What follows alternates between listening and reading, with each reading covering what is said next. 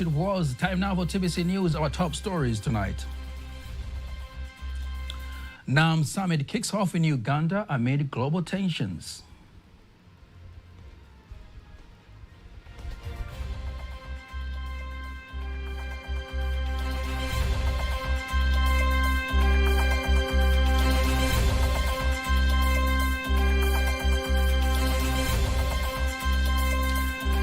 Government to capitalize on mining research data.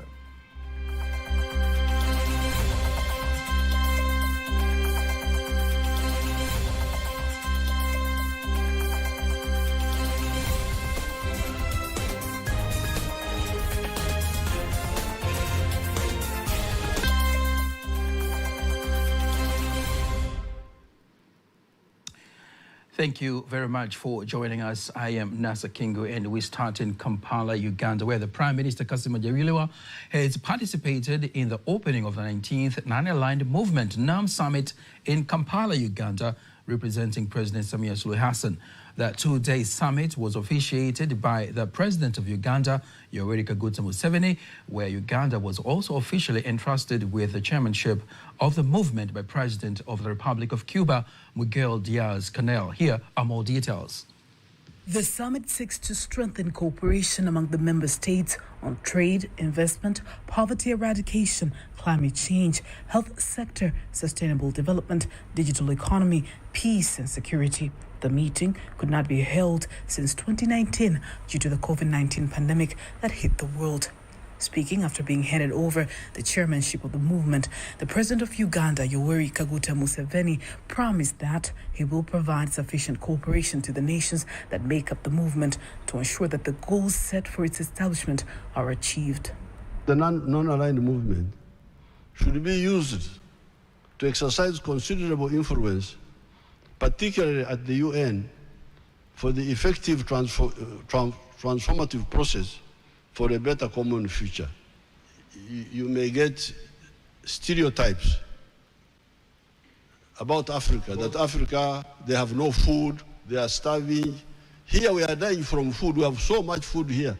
The movement was established during the Cold War era to help its member countries in Asia, Africa, and Latin America gain independence and be able to govern themselves politically, economically, and socially. The Deputy Minister of Minerals, Dr. Stephen Kiruswa, says the government is committed to continue unveiling data from the extensive mineral research done to ensure the country reaches 50% from 16% of the area covered by 2030. Here are more details read by Kanki Mwaigomole. Kiruswa was in Dodoma attending a special meeting, bringing together ministry officials, insisting that the extensive mineral research targets to enable miners to carry out mining activities more accurately.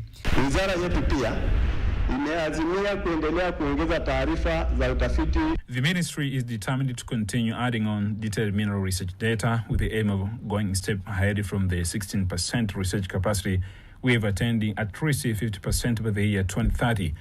The main objective is to determine all the areas with mineral resources and to improve the standard of all small and medium miners. Furthermore, the Deputy Minister Kiruswa elaborates the ministry's strategy to increase the number of young people participating in the mining sector, while the Permanent Secretary of the Ministry of Minerals, Kheri Mahimbali, explains more on revenue collections.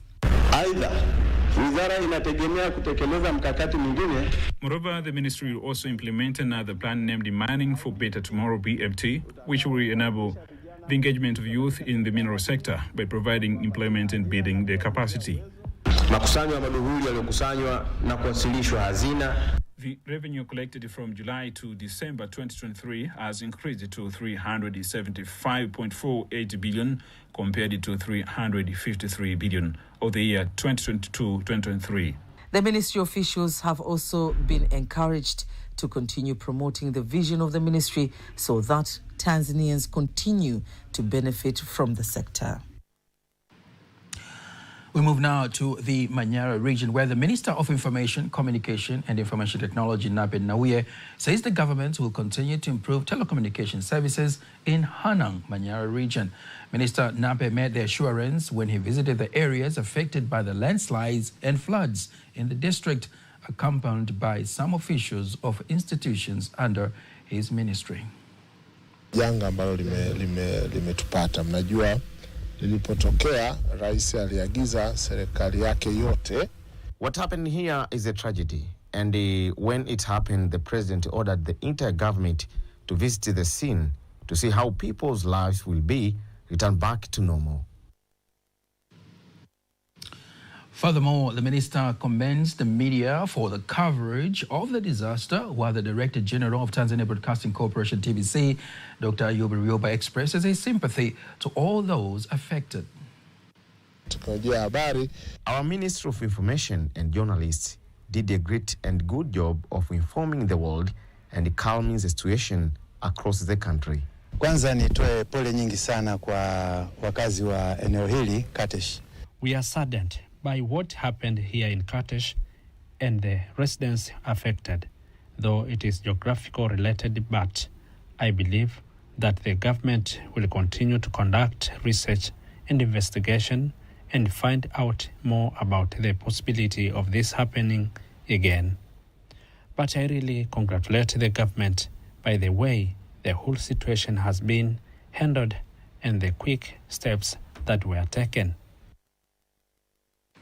The vice chairman of the ACT Wazalendo in Zanzibar, who is also the first vice president of Zanzibar, Othman Masoud Othman, says ACT Wazalendo as a political party also works to assist the president of the United Republic of Tanzania, and it will continue to receive challenges faced by the citizens that need concrete solutions. Here is a report prepared by Ashari Chilewa and read by Faithan Gaga. Othman Masoud Othman made the remarks during a public rally held at Mnazi Mmoja Ward in Lindi District.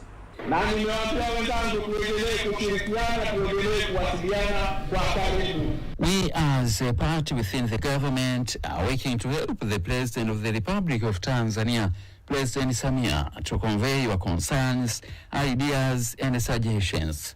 If we continue to work closely with the government and increase communication, then all the necessary measures shall be taken. He calls on the members of the party in the Lindi region to be firm and work on the challenges facing the region. Our job is to make sure that Lindi is successful. We have decided, and everything is possible, we shall arrive.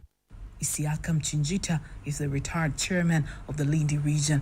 He says the biggest problem facing the region right now is the frequent killings due to conflicts between farmers and herders. The biggest issue that we had experienced was teenage pregnancies, but there have been certain complaints which need police intervention. Bank of Tanzania, BOT, has set a policy rate of 5.5% for banks borrowing from BOT for the first quarter of the year 2024. The announcement follows the bank's shift from monetary targeting to an interest rate-based monetary policy. The primary goals of this policy adjustment are to enhance liquidity in the economy, aligning with objectives of controlling inflation and promoting economic growth. Rehema Sababili has more details.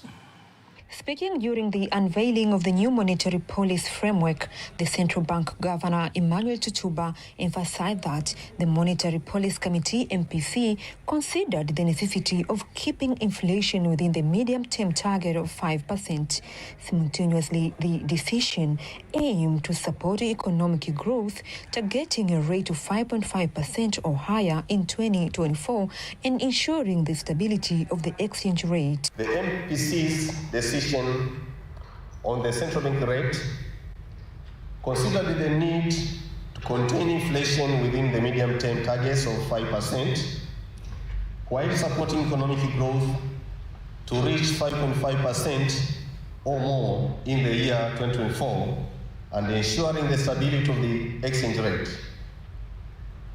The Bank of Tanzania will use monetary policy instruments to align the 7-day interbank cash market rate, the operating targeting variables within the plus or minus 200 basis points of the policy rate.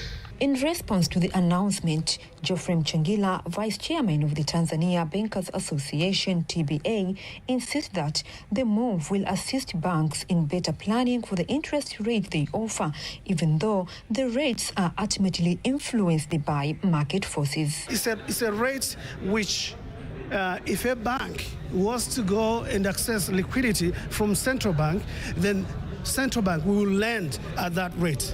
It is not a commercial bank lending rate to its customer.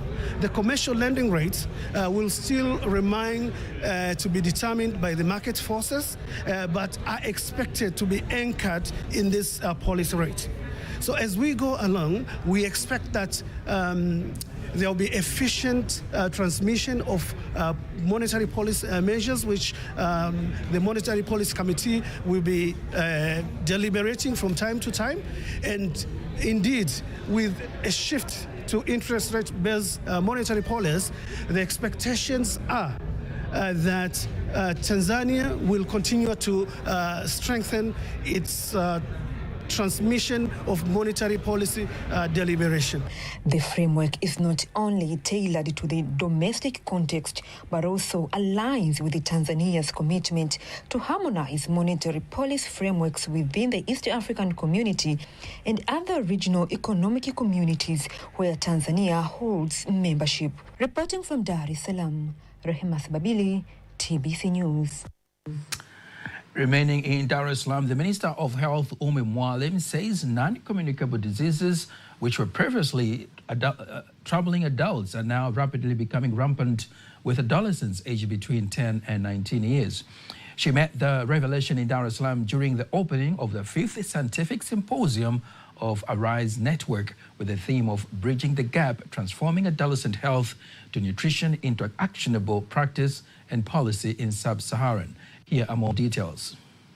Umi says recent research has shown a rise from 0.2% to 25% of adolescents with elevated blood pressure in sub-Saharan Africa. The World Health Organization, WHO, reports of a 5-fold increase in type 1 diabetes mellitus among children and adolescents from 2011 to 2021. Here, I would like to emphasize that child and adolescent health remains to be among the leading priorities of the government of the United Republic of Tanzania, the Ministry of Health, and a priority for me as a Minister of Health, as a mother, but also as a woman. According to the National Accelerated Action and Investment Agenda for Adolescent Health and Well-being, adolescents account for over 12 million of the total population of Tanzania, and this number is growing. I'm pleased to see that this symposium is in line with the pillars of our National Accelerated Action and Investment Agenda for Adolescent Health and Well-being. The U.S. Ambassador to Tanzania, Dr. Michael Bato, highlights the transformative impact of international cooperation in addressing the HIV/AIDS epidemics, emphasizing their commitment to meet the unique health needs of all, with a special focus on adolescents. At the core of our efforts is a commitment to addressing the unique health needs of all, with a special and intentional focus on adolescents. Adolescents are indeed the backbone of our future. The recent census shows that approximately 9 million Tanzanians are from the age of 13 to 19. Their health and well-being are critical for the sustainable development of the nation. Through PEPFAR and other foreign assistance initiatives, the United States government has dedicated significant resources to advance adolescent health and nutrition in Tanzania. The adolescent period from 10 to 19 years is a crucial phase in human development characterized by instinctive health and nutritional requirements. Thank you very much, Ismail Bukta, for that report.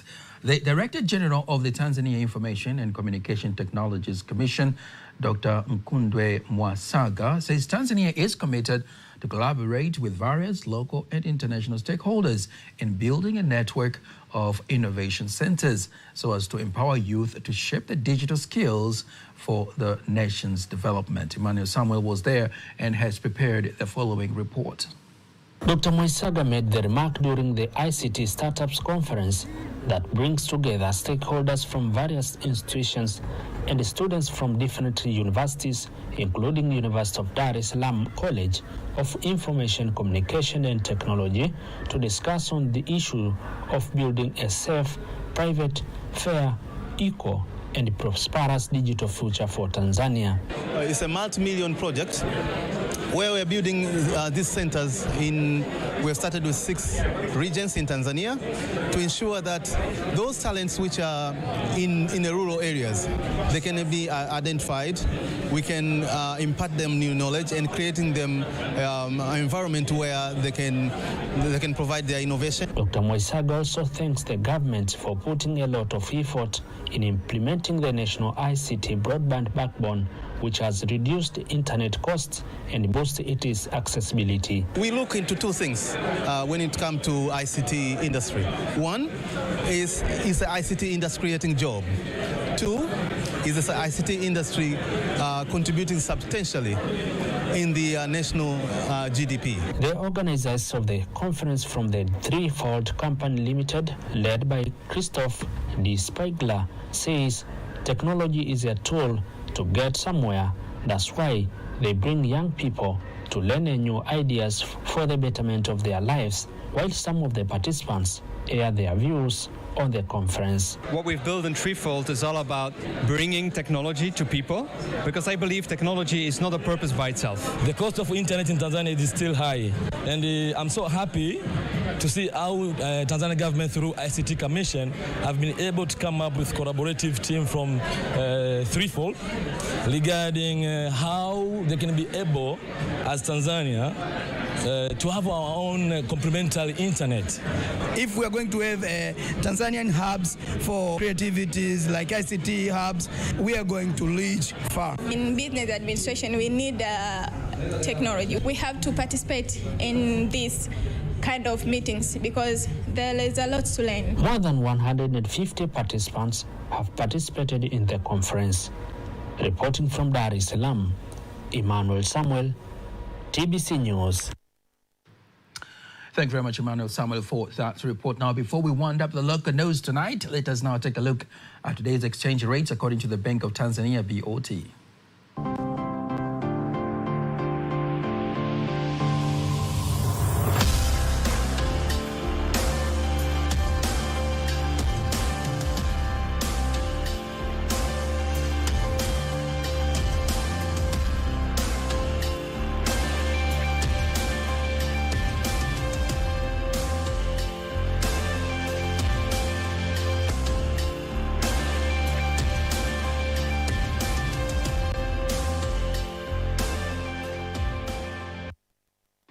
Don't miss TBC News every weekday to know all the latest in exchange rates. Now stay tuned for all the latest in international news.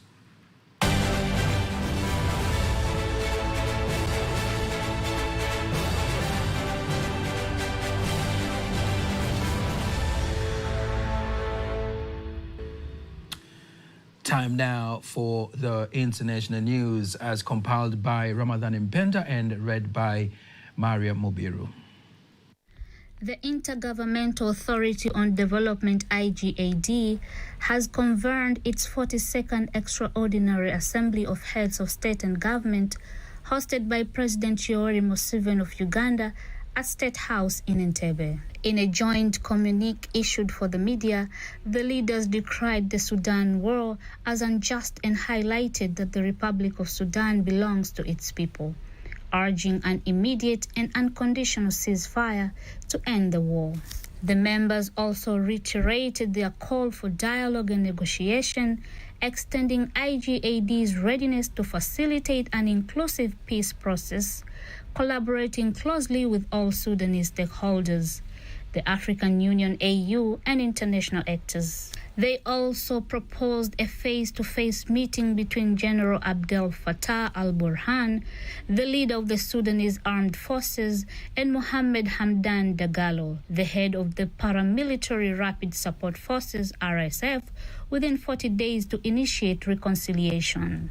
The meeting was chaired by the President of the Republic of Djibouti and the chairperson of the IGAD Heads of State and Government, Ismail Omar Gule. Other heads of state in attendance were from Uganda, Kenya, Somalia, and South Sudan.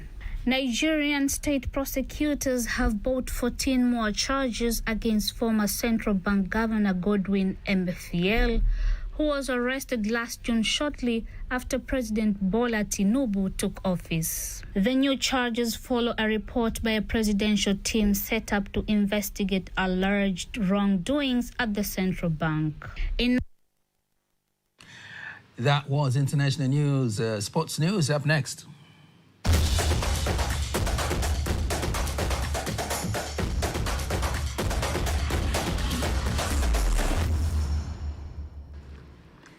In sports news, Deputy Minister, President's Office, Local Government and Regional Administration, Dr. Festo Dugange, urges parents and health stakeholders in the country to use AFCON Cup of Nations competition to increase vaccination awareness to children in the community so as to control diseases in the country. Speaking during the opening of the promotion of vaccination campaign called AFCON Watch Parties in Dar es Salaam, Dr. Dugange calls upon parents and health stakeholders to make sure that the children under the age of 5 are vaccinated during the African Cup of Nations tournament. Men and parents, we have children and other people in your community. Let us use these AFCON excitements to send children and other people to get vaccinations so as to control disease in our country. The Minister of Health, in collaboration with Breakthrough Action, have introduced a vaccination campaign called AFCON Watch Parties aimed at creating awareness to Tanzanians. And that marks the end of the news bulletin for tonight. On behalf of the whole team, I am Nasa King. Up next is pre-match analysis for the next AFCON 2023 group stage match. Enjoy AFCON 2023 only on TBC1.